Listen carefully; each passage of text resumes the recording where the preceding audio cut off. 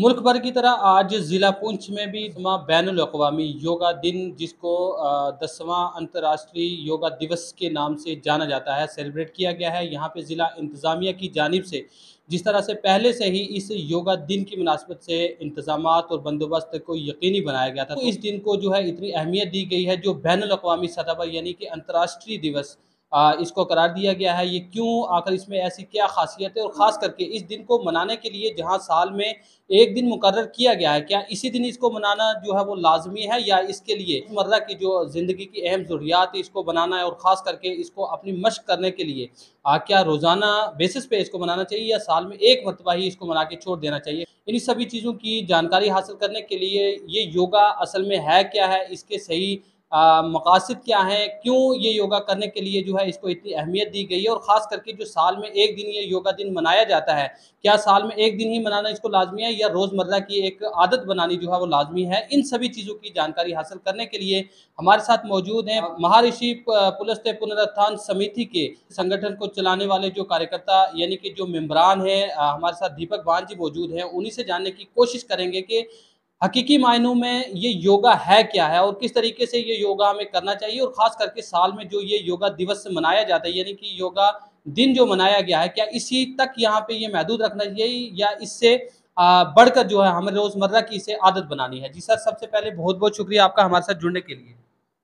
हाँ, अमीन जी, मैं आपका धन्यवाद करता हूँ, आपके चैनल का भी धन्यवाद करता हूँ कि आप इसे कवर कर रहे हैं, अंतर्राष्ट्रीय योग दिवस को कवर कर रहे हैं और 10वां योग दिवस पूरा अंतर्राष्ट्रीय स्तर पे मनाया जा रहा है। और योग का क्या मतलब है, मैं आपको इसके बारे में अवगत भी करवाऊँगा। ये हमारा सनातन धर्म जो है, भारतीय सनातन जो है, इसकी फाउंडेशन है षड दर्शन। षड दर्शन में हमारा न्याय दर्शन आता है, हमारा सांख्य दर्शन आता है, मीमांसा दर्शन आता है, इसमें योग दर्शन इसमें आता है, वेदांत दर्शन है इसमें और वैशेषिका दर्शन इसमें आता है। तो इसकी फाउंडेशन जो है सनातन की, जो आदि ना, जिस धर्म का ना आदि है ना अंत है और उसे सनातन बोला गया है, इसकी फाउंडेशन षट धर्म पे है, षट जो है ग्रंथों पे है। उसमें से एक बहुत बड़ा दर्शन जो है, एक सर्वोच्च दर्शन में से एक दर्शन एक है, वो है योग दर्शन। और योग दर्शन की फाउंडेशन अगर हम देखें तो इसकी फाउंडेशन गुरु जो माने गए हैं वो महर्षि पातंजलि को माना गया है। मैं एक श्लोक से परिचय दूंगा, महर्षि पातंजलि कौन थे, एक उनके बारे में एक जो है श्लोक के माध्यम से बताऊंगा। योगेन चितस्य पदेन वाचा मलम शरीरस्य च वैदिकेन यो अपाकरोत तम प्रवरम मुनि नाम पातंजलि प्रांजलि राणतोस्मि। जब हम परिचय देते हैं महर्षि पातंजलि के बारे में, योगेन चितस्य, जिन्होंने चित्त को साधने के लिए योग दर्शन दिया हमें, योगेन चितस्य पदेन वाचाम, और वाक शुद्धि के लिए जो वाणी की शुद्धि जो की जाती है वो व्याकरण से होती है, वो ग्रामर से होती है। तो ग्रामर भी हमें, जो वाक शुद्धि के लिए संस्कृत का व्याकरण जो है वो भी हमें महर्षि पातंजलि का दिया हुआ है, पाणिनि व्याकरण के रूप में।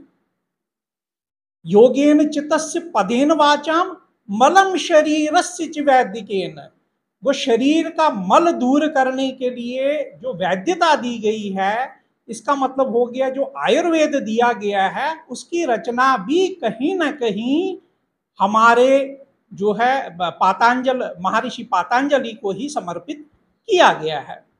वो शरीर का मल दूर करने के लिए, शरीर की व्याधि दूर करने के लिए और शरीर के रोग का निवारण करने के लिए जो आयुर्वेद, जिसे पंचम वेद भी कहा गया है, 4 वेदों के बाद पंचम वेद की श्रेणी में अगर किसी को रखा गया है वो आयुर्वेद को रखा गया है। यजुर्वेद, ऋग्वेद, सामवेद और अथर्व वेद के बाद अगर चौथा किसी को वेद की श्रेणी में रखा गया, वो पंचम वेद जो है आयुर्वेद को ही बताया गया है। उसकी रचना भी कहीं ना कहीं महर्षि पातंजलि के साथ जोड़ी जाती है। तो इनके बारे में कई रिसर्च हुए हैं महर्षि पातंजलि के बारे में, ये कौन थे, कहाँ से थे। तो एक जो है एक रिसर्च इनके बारे में आती है कि ये नाग जाति से थे, कश्मीर से थे। ये जम्मू और कश्मीर जो है, इनका संबंध कश्मीर की एक नाग जाति से रहा है। लगभग 3000 साल पूर्व की जो है, जो हमारी रिसर्च बताती है इसके बारे में। तो इनका जो योग दर्शन दिया गया है, जिसे पातंजल योग दर्शन के नाम से जाना जाता है, जिसमें 195 सूत्र हैं और 4 चैप्टर्स में, 4 पादों में इसे विभाजित किया गया है 195 सूत्रों को, जिसमें समाधि पाद है, साधन पाद है, कैवल्य पाद है। 4 पादों में 4 चैप्टर्स में इन्हें डिवाइड किया गया है, जो महर्षि पातंजलि के 195 सूत्र हैं। और इन सूत्रों का जिस तरीके से वर्णन वहां पे हमें देखने को मिलता है, अथ योग अनुशासनम, शुरू जो इन्होंने किया है, भाई अब आप जो है प्राणिपाद भूल जाइए, आपके जीवन में जो भी अनुशासनहीनता थी उसे भूल के आप अनुशासन में आके योग को अपनाइए। पहले सूत्र के रूप में समाधि पाद में जो है इसका वर्णन करते हैं महर्षि पातंजलि। फिर दूसरे सूत्र में डिफाइन करते हैं ये भाई योग है क्या। ये योगा नहीं है, मैंने आपको शुरू में ही बताया है अमीन जी, ये योगा नहीं है। ये योगा जो है ये पाश्चात्य से हमें हमारे जो है इसके साथ ए जोड़ दिया गया है, ये योग शब्द है। और योग शब्द का मतलब है जोड़ना। अगर हम योग शब्द की उत्पत्ति के पीछे जाए तो इसका मतलब क्या है, इसका मतलब है जोड़ना। और जोड़ने की बात जब की जाती है तो हमेशा एक से ज्यादा की बात की जाती है, कम से कम 2 चीजें होंगी तभी जोड़ने की बात की जाएगी। कहने का ये मतलब है कि यहाँ पे हम किसके साथ जुड़ रहे हैं, हम जुड़ रहे हैं प्रकृति के साथ, हम जुड़ रहे हैं जहां से हमारी उत्पत्ति हुई है, ईश्वर के साथ जुड़ रहे हैं जहां की रचना हमारी है, हम प्रकृति के साथ जुड़ रहे हैं, समाज के साथ जुड़ रहे हैं, अपने प्रोफेशन के साथ जुड़ रहे हैं, और कहीं ना कहीं हम अपनी अंतरात्मा के साथ भी जुड़ रहे हैं, जहां से हमें प्रेरणा मिलती है। अपने परम पिता परमेश्वर के साथ हम जुड़ रहे हैं। माध्यम एक ही है, माध्यम है योग। और योग की जब बात की जाती है, महर्षि पातंजलि को जब हम रेफरेंस में लेते हैं तो इन्होंने हमें अष्टांग योग का वर्णन दिया है। योग दर्शन में अष्टांग योग का वर्णन है, और जो हमें ज्यादातर प्रचलित मिलता है और योग दिवस पे भी आपको देखने को मिलेगा, हम कहीं ना कहीं आसन और प्राणायाम में ही इसे सीमित समझते हैं। आसन और प्राणायाम इसके तृतीय और चतुर्थ अंग है, तीसरा और चौथा अंग है इसका अष्टांग योग। अष्टांग का मतलब हो गया जिसके 8 अंग हैं, 8 लिम्स हैं इसके। 8 लिम्स में से तीसरा और चौथा लिंग जो है आसन है और प्राणायाम है। तो बाकी के लिम्स कौन से हैं फिर?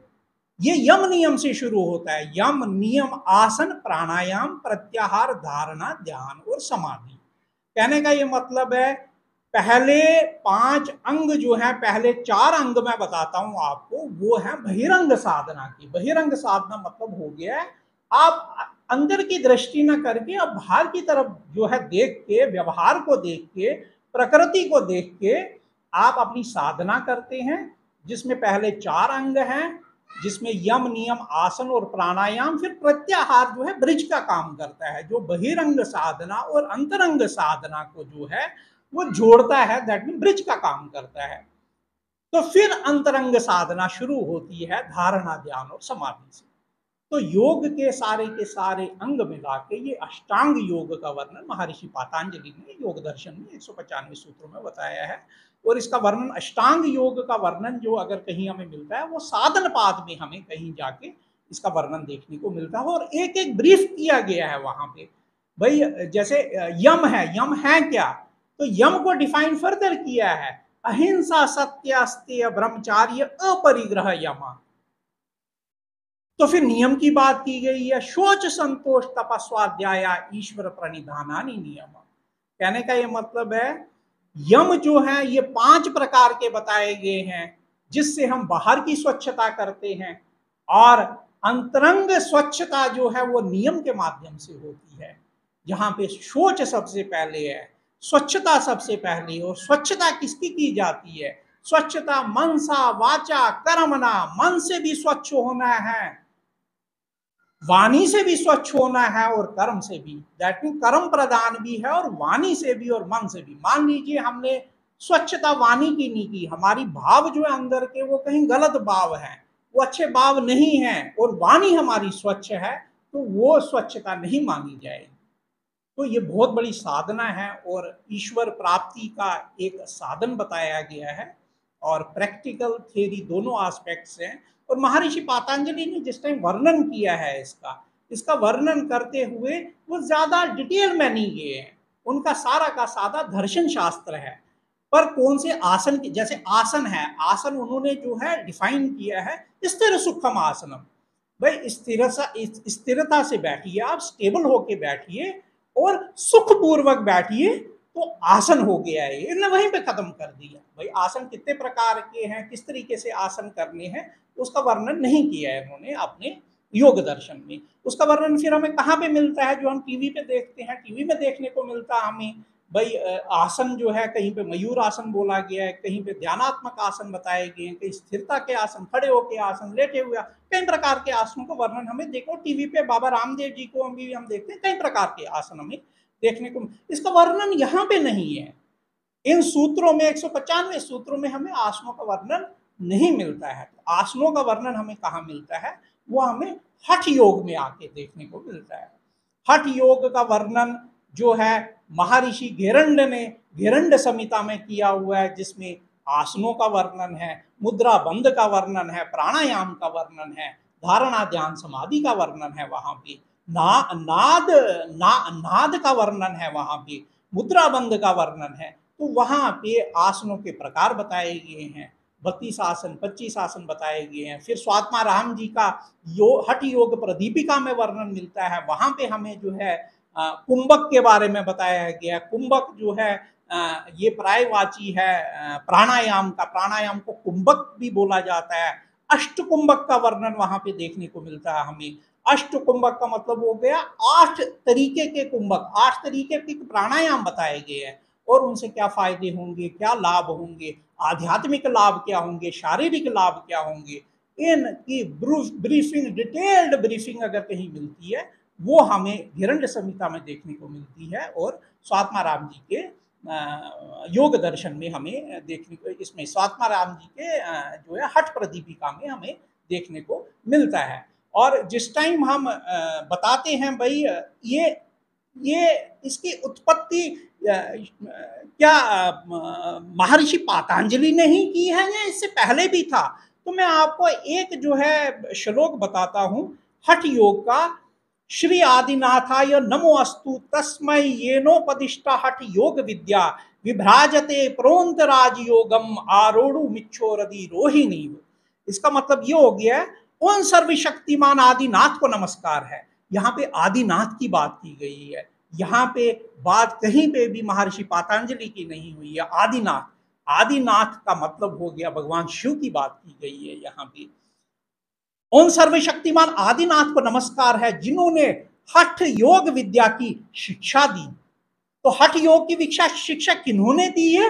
हठ योग विद्या की शिक्षा हमें आदिनाथ से मिली है, जो भगवान शिव के लिए जिनका वर्णन हमारे ग्रंथों में देखने को मिलता है। जो राजयोग के उच्च शिखर पर, उच्चतम शिखर पर चढ़ने की इच्छा रखने वाले अभ्यासियों के लिए सीढ़ी के समान काम करता है। कहने का ये मतलब है, ये आपकी लिबरेशन का एक रास्ता है, ये मानव की लिबरेशन का एक रास्ता है, जो अष्टांग योग या हठ योग विद्या के रूप में हमारे ग्रंथों में, हमारे योग ग्रंथों में देखने को मिलता है। और हम पुनः अपने ऋषियों को, अपने जिन्होंने संतों को, जिन्होंने हमें इतना बड़ा रहस्य हमारे बारे में दिया और इसके बारे में दिया, और उसी का जो है अंतर्राष्ट्रीय स्तर पे, अंतर्राष्ट्रीय लोगों ने, अंतर्राष्ट्रीय जो बुद्धिजीवी हैं उन्होंने इसका महत्व समझा, और उसी महत्व को जाके आज हम योग दिवस के रूप में 10वां अंतर्राष्ट्रीय योग दिवस यहाँ पे पुंछ में मना रहे हैं, पूरे भारतवर्ष में मना रहे हैं। और अंतर्राष्ट्रीय स्तर में आज हमारे लिए गौरव की बात यह है कि हमारे प्रधानमंत्री, यशस्वी प्रधानमंत्री कश्मीर में आके, हमारे इस राज्य में यूटी में आके तो सुशोभित कर रहे हैं हमारे यहाँ के धरती को। पुंछ में भी हम जो है इसे कल मना रहे हैं अपने डीसी साहब की अध्यक्षता में। यहाँ पे बहुत बहुत बधाई हो पूरे विश्व को, पूरे जो है भारतीय समाज को और सनातन के लिए ये एक बहुत ही गौरवशाली बात है कि इसे पहचाना, पूरे विश्व ने इसे पहचाना, इसकी महिमा को, इसके बड़प्पन को पहचाना और इसके पीछे जो छुपे हुए रहस्य हैं उन्हें पहचाना और अंतर्राष्ट्रीय स्तर पे इसके शोध चल रहे हैं और लोग इसे जो है और जानने की इच्छा रखते हैं। बहुत तफ़सीलन जो है आपने ये पूरी जानकारी आपने ना हमारे देखने वाले जो नाज़रीन हैं, जो दर्शक हैं उन तक पहुँचाई है कि किस तरीके से इसका आगाज़ हुआ था, इसकी शुरुआत हुई थी और किस तरीके से जो है इसको इतनी इम्पोर्टेंस यानी ये जो अहमियत दी गई है। मैं ये भी जानना चाहूँगा आजकल अगर देखा जाए तो मेडिकल साइंस की अगर हम बात करें, अमूमन देखा जाए जिस तरीके से कई एक ऐसी बीमारियाँ हैं जो हर इंसान के अंदर कोई न कोई अपना घर पैदा कर चुकी हैं। तो उनके इलाज के लिए जिस तरीके से काफ़ी मेडिसिन्स वगैरह यूज़ की जाती है, उसी तरीके से उन्हें काफ़ी परहेज़ के लिए प्रिकॉशन के लिए कहा जाता है।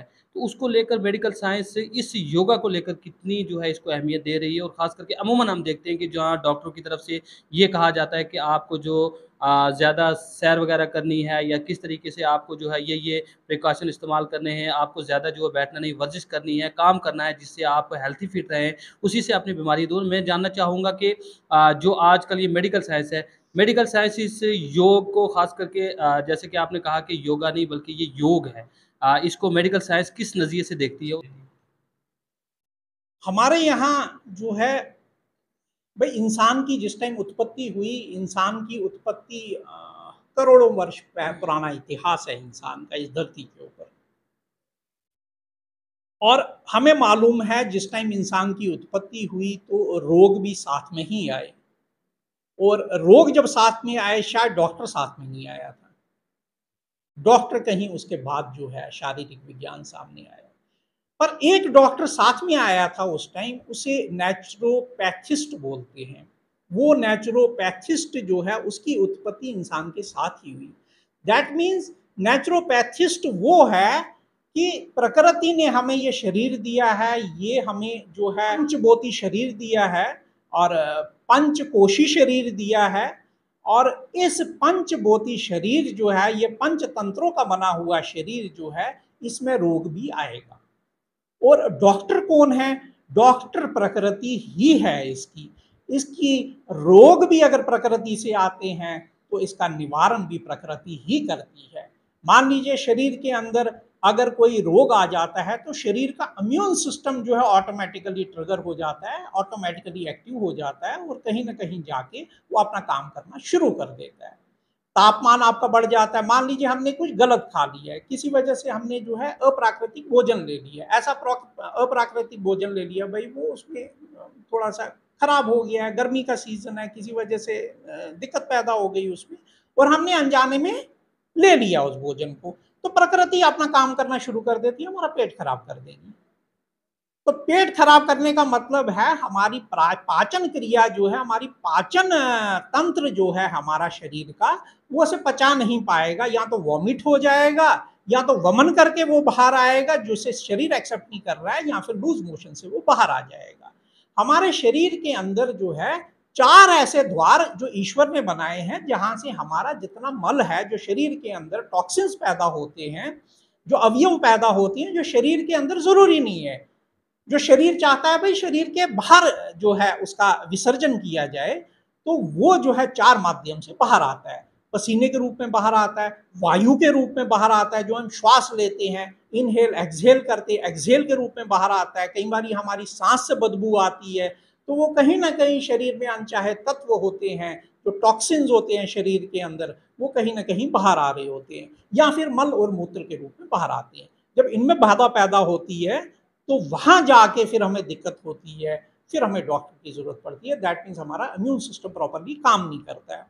और योग जो है, योग एक माध्यम ऐसा है जहां पे शरीर के जितने भी अवयव हैं उसे स्वस्थ रखा जाता है। हमारा पर्पस शरीर को स्वस्थ रखना नहीं है, हमारा लक्ष्य कहीं इससे बढ़ के है। हमारा लक्ष्य कहीं है ईश्वर उपासना, हमारा लक्ष्य है ईश्वर प्राप्ति, हमारा लक्ष्य है जो इसका 8वां अंग है वो समाधि है।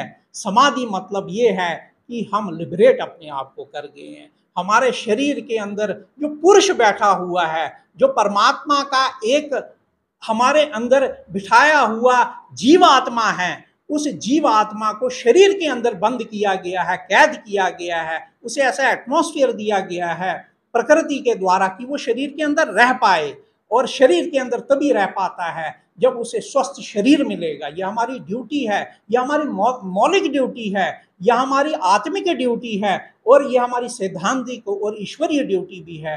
इस शरीर को स्वस्थ रखना, प्रकृति के नियमों का पालन करना, प्रकृति के निर्देश दिए गए और उन निर्देशों का पालन करना, अच्छी चीज खाना, सात्विक भोजन लेना, ऐसी चीजें लेना जो शरीर के काम आए, मल दूषित ऐसे पदार्थ ना ले हम जिसकी वजह से हम बीमार हो जाए। अगर किसी वजह से किसी टाइम ले भी ले, और योग में आपको हर चीज का निवारण मिलता है। और योगा थेरेपिस्ट है आज की डेट में, योग थेरेपिस्ट में बोलूंगा, योग थेरेपिस्ट है।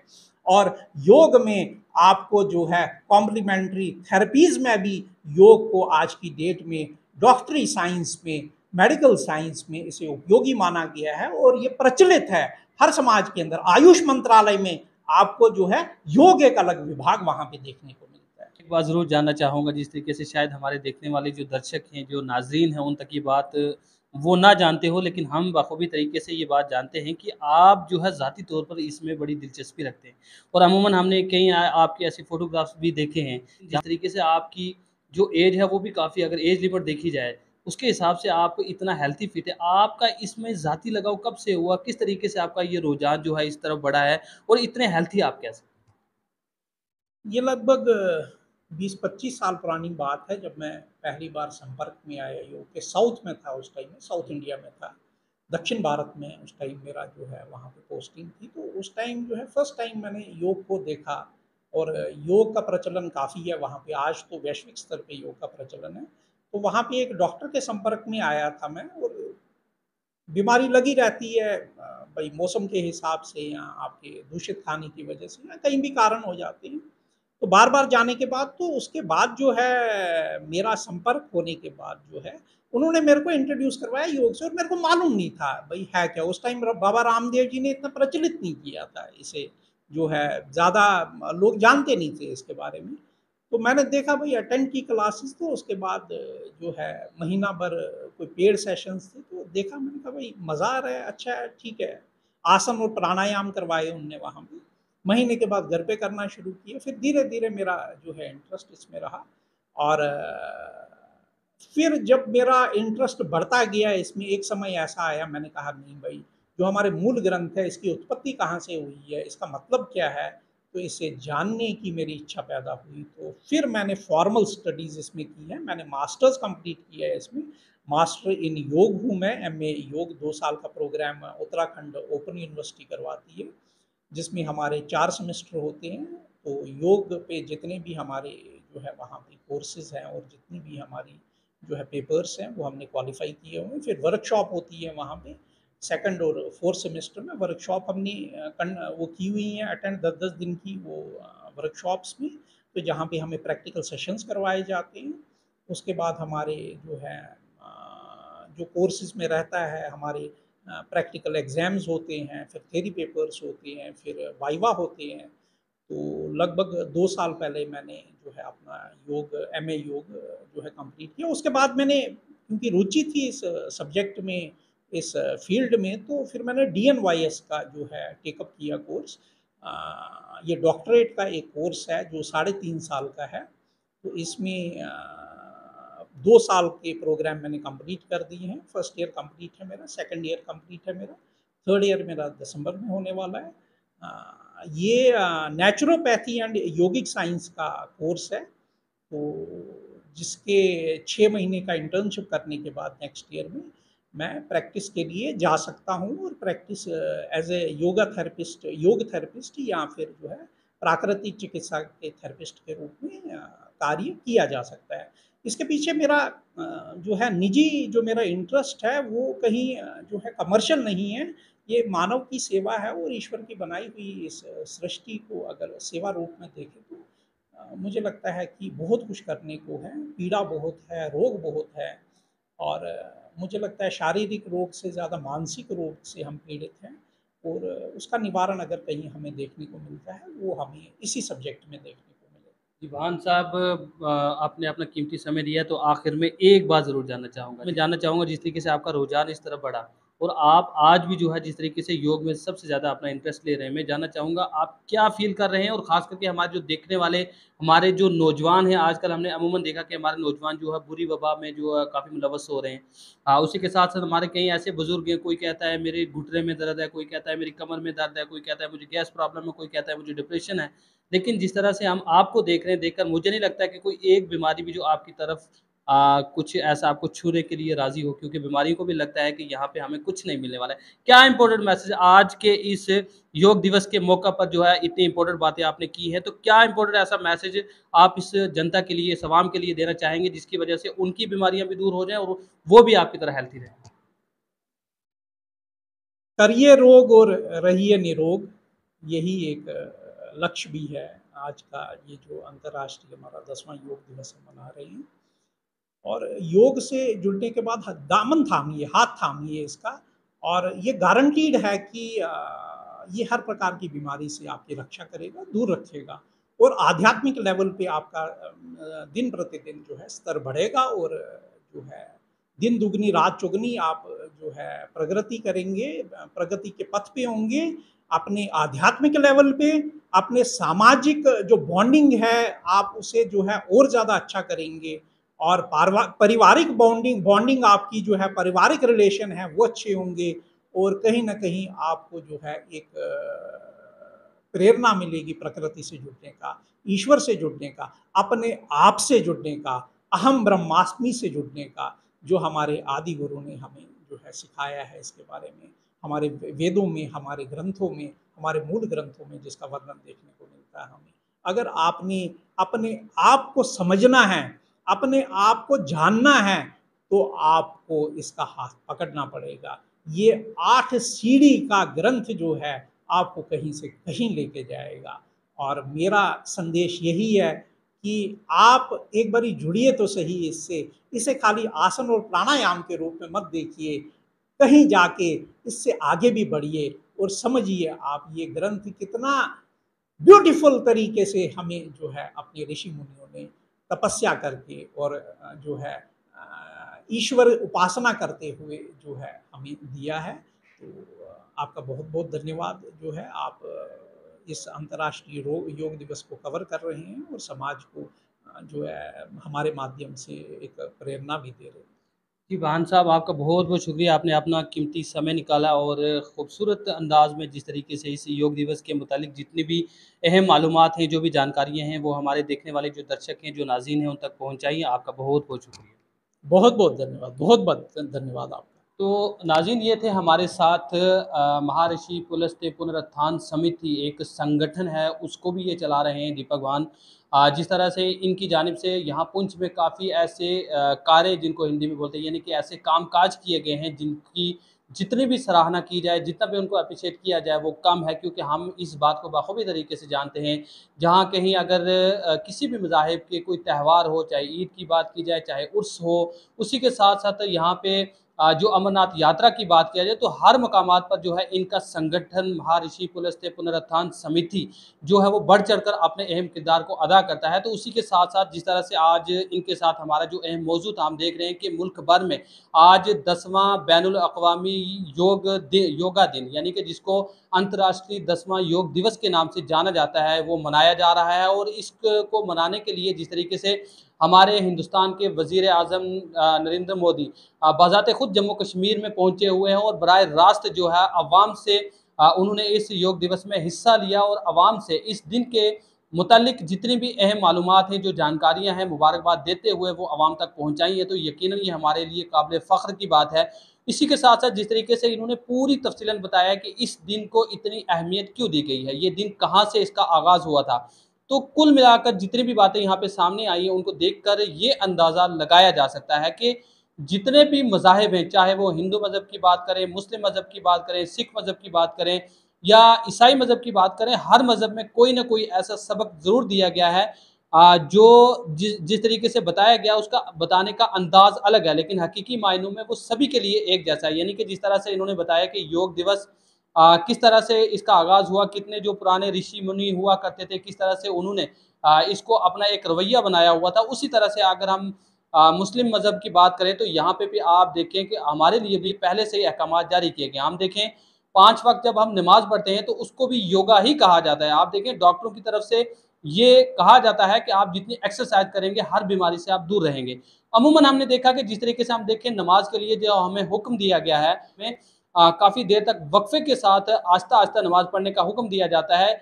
उसका सबसे बड़ा अहम जो एक सबक सामने यहाँ पे आता है वो ये है कि जहाँ एक तरफ हम अल्लाह की इबादत करके अपने रब को याद कर रहे हैं, लेकिन साथ ही उस रब की तरफ से हमें ये अहकाम दिए गए जो हमारी सेहत को तंदुरुस्त रखने के लिए हमारी जो योगा जो एक्सरसाइज है वो भी हो रही है, तो इस तरफ हमारी कभी तवज्जो नहीं हो पाई है। इसी तरीके से हर मज़हब में अलग-अलग अंदाज में अलग-अलग तरीके से ये पैगाम दिए गए हैं। तो आज जिस तरह से भान साहब ने तफ़सीलन ये जानकारी आप तक पहुँचाई है, तफ़सीलन ये बताया कि इस योग का मकसद क्या है, उस सबसे बड़ी अहम बात कि इस योग को हमें अपनी ज़िंदगी का अहम हिस्सा बनाना लाज़मी होना चाहिए, क्योंकि साल में एक दफ़ा जब इसका दिन मनाया जाता है तो उस वक़्त तो हम सभी इकट्ठा हो जाते हैं। यहाँ पे हम योग करने की कोशिश करते हैं और ये समझते हैं कि आज हमारे लिए दिन बहुत अहम है, लेकिन इसे हमें हर दिन के लिए अपनी एक आदत बना लेनी चाहिए और इस आदत बना लेने के बाद यकीनन इसमें कोई दो राय नहीं, जिस तरीके से भान साहब ने आपको बताया कि अगर आप इसमें अपनी दिलचस्पी रखेंगे तो उनकी तरफ से उन्होंने ये यकीन दहानी करवाई है कि उन्हें पूरी उम्मीद है, क्योंकि वो बज़ाते खुद इसमें मुलव्वस हैं।